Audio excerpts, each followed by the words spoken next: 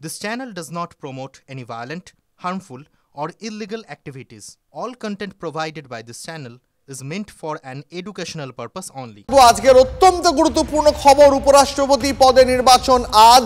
লড়াই এনডিএ প্রার্থী মহারাষ্ট্রের রাজ্যপাল সিপি রাধাকৃষ্ণন এবং ইন্ডিয়া ব্লকের প্রার্থী সুপ্রিম কোর্টের প্রাক্তন বিচারপতি বি সুদর্শন রেড্ডির।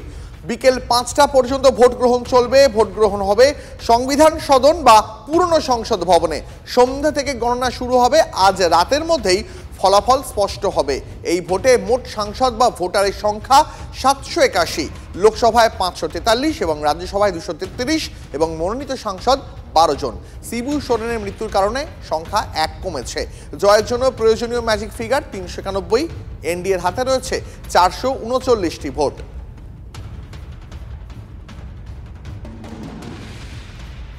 আরও একবার জানিয়ে রাখবো আপনাদের, আজ উপরাষ্ট্রপতি পদে নির্বাচন রয়েছে। লড়াই এনডিএ প্রার্থী মহারাষ্ট্রের রাজ্যপাল সিপি রাধাকৃষ্ণন এবং ইন্ডিয়া ব্লকের প্রার্থী সুপ্রিম কোর্টের প্রাক্তন বিচারপতি বি সুদর্শন রেড্ডির।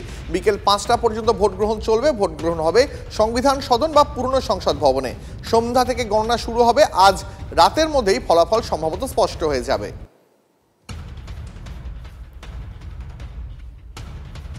এই ভোটে মোট সাংসদ বা ভোটারের সংখ্যা ৭৮১, লোকসভায় ৫৪৩, রাজ্যসভায় ২৩৩ এবং মনোনীত সাংসদ ১২ জন।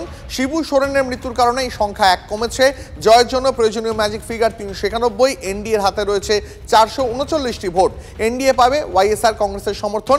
ইন্ডিয়া ব্লকের হাতে রয়েছে Y2 ৩২৪টি ভোট। ভোটদানে বিরত থাকবে বিআরএস এবং বিজেডি। এই মুহূর্তে আপনাদের সরাসরি ছবি দেখাচ্ছি।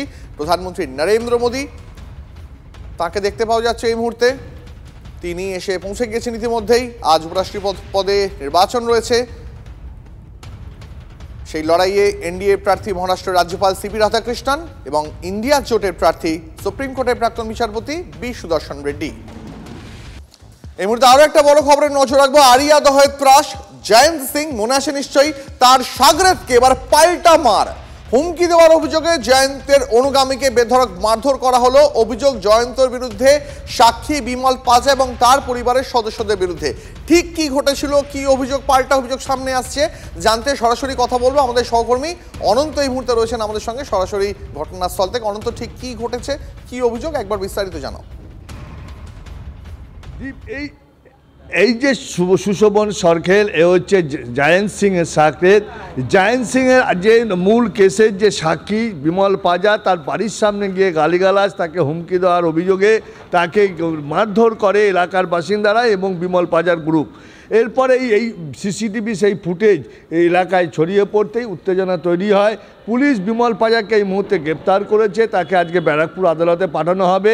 দেখো, আমরা গতকাল কিন্তু পাল্টা ছবি দেখিয়েছিলাম, যে ছবি দেখিয়েছিলাম যে বাড়ির সামনে গিয়ে বিমল পাজার বাড়ির সামনে গালাগালি দিচ্ছিল এই সুশোভন সান্যাল। কিন্তু এই পাল্টা মারের ছবি আবার ভিডিও প্রকাশ সিসিটিভিতে, এবং সেই এখন সে সুশোভন তিনি জানাচ্ছেন যে এই ঘটনায় সে তাকে দেখে তাই ওখান থেকে যাচ্ছিল, তাই তাকে মারধর করা হয়েছে। এটা সুশোভনের বাড়ির লোকের অভিযোগ, সুশোভনের অভিযোগ। কিন্তু সিসিটিভিটা আমরা গতকাল যে প্রকাশ করেছিলাম তাতে দেখা গেছে সুশোভন বাড়ির সামনে রয়েছিল এবং বিমল পাজার বাড়ির সামনে সে গালিগালাজ করছিল। এরপরে যে তাকে যে মারধর করা হয় সেই ছবি ভাইরাল হতেই পুলিশ তড়িঘড়ি বিমল পাজাকে গ্রেপ্তার করে। দেখো, বিমল পাজা হচ্ছে এবং অমল পাজা, বিমল পাজা, এরা হচ্ছে সব হচ্ছে জায়েন্ট সিংয়ের যে কেস রয়েছে তার মূল সাক্ষী এরা।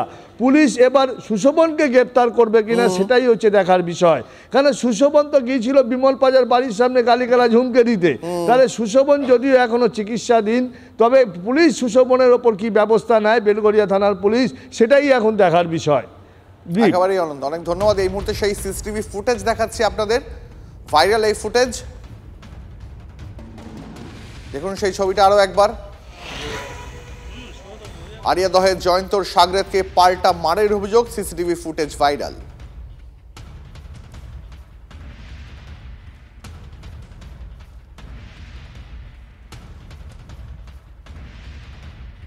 হুমকি দেওয়ার অভিযোগে বেধড়ক মারধর, নিরাপত্তার বদলে গ্রেপ্তার জয়ন্ত মামলার সাক্ষী।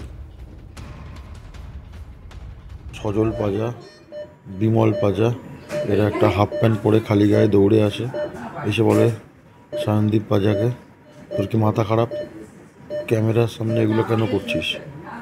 তারপরে ওরা আমাকে ধরে একটা গলির ভিতর নিয়ে যায়, বিমল এবং সজল পাজা, বলে তোকে তোর বাবাকে জানে মেরে ফেলবো।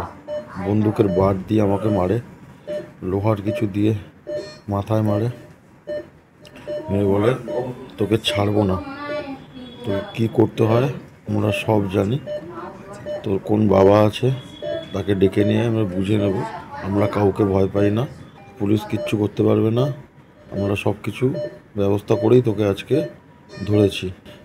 চরম আতঙ্কিত। আমি চাই পুলিশ প্রশাসন যেন এই বিমল পাজা, সজল পাজা, সয়নদীপ পাজা এদের এগেনস্টে সঠিক অ্যাকশন নেয়। আগের বারেও এই সুশোভন সরকেল ফেসবুক লাইভ করে থ্রেট করেছিল, পান্না সেন হুমকি দিয়েছিল।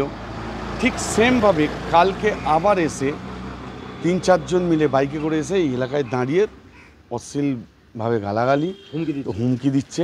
তারপর যা হোক বাকিজন পালিয়েছে, একজন ধরা পড়েছে, পুলিশের হাতে তুলেও দেওয়া হয়েছে তাকে। সব জৈন সিংয়ের লোক। এখন জৈন সিং যে দিচ্ছে এদের বলছে যাতে আমাদের সাক্ষীদের দমানো যায়, সাক্ষীদের দমাতে পারলে তাহলে জৈন সিং বেরোবে।